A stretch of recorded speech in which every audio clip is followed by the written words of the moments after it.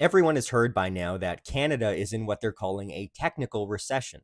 And whenever people think something has gone wrong with the economy, the argument immediately turns to mismanagement. Did the current administration manage it badly? Was it the previous administration? Was it the policies of the neighboring country? And it's never really made clear what good management would even mean. We are at least told what recovery should look like, though. We're told the way out of a recession is just to spur on more activity, almost regardless of what that activity is. Spend more money, create more jobs, launch more projects, keep demand moving. People even credit wars for ending downturns because they put people to work and increased output. But the problem is not that the economy was managed in the wrong style. The problem is that it was managed at all. The real issue is not whether people are busy. The real issue is where resources have been allocated and whether those investments actually make sense. A recession like this should make us ask whether capital has been malinvested. If labor, land, capital, and entrepreneurial effort have been pulled into lines of production that looked profitable under distorted conditions, but actually cannot be sustained, then pushing more money through that structure does not fix it. It just helps preserve those mistakes. This is what Austrian economists call the business cycle. Today, it might seem like interest rates are just arbitrary numbers set by technocrats, but in a real market, interest rates help communicate society's time preference because they reflect real savings. They signal how much consumption people are willing to defer and how much real capital is available for longer term, more roundabout production. So when central banks force interest rates below where the market would have set them, they are not just making borrowing cheaper. They are telling entrepreneurs to build as if consumers had saved more than they really have. Longer term projects get started, debt piles up, industries expand, and resources get pulled into lines of production that only make sense if those false signals were true. That is how you get malinvestment. Then the malinvestment begins to show. Projects that appeared sustainable under cheap credit run into real scarcity.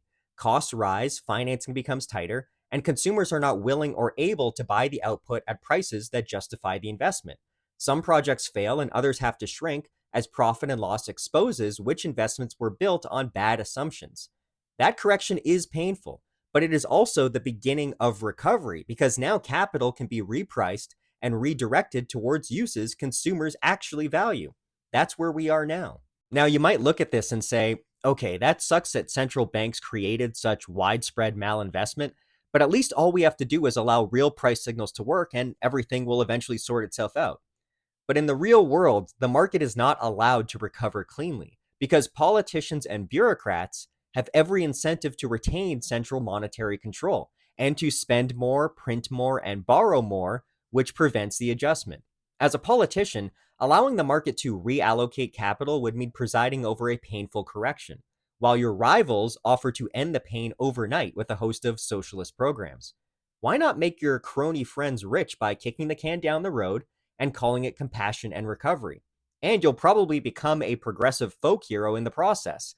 You can celebrate the continuation of a distorted capital structure as some kind of triumph of collective action. That's the progressive story about the Great Depression.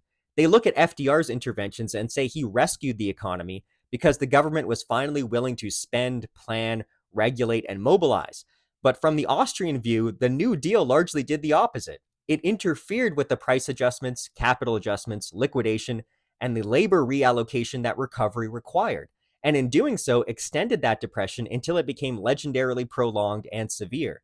And their folly continues to this day. If you propose letting the market correct, they call it austerity, even if you're not proposing raising taxes at all. Apparently, allowing bad investments to fail and allowing resources to move back into productive uses is austerity, while taxing, borrowing, inflating, and trapping capital in failed projects is supposed to be compassion. But if capital was malinvested, then recovery requires reallocation. There's no way around that. It's how economies work. You can hide the losses, you can subsidize the losses, you can inflate around the losses to temporarily make people feel like the boom is still alive.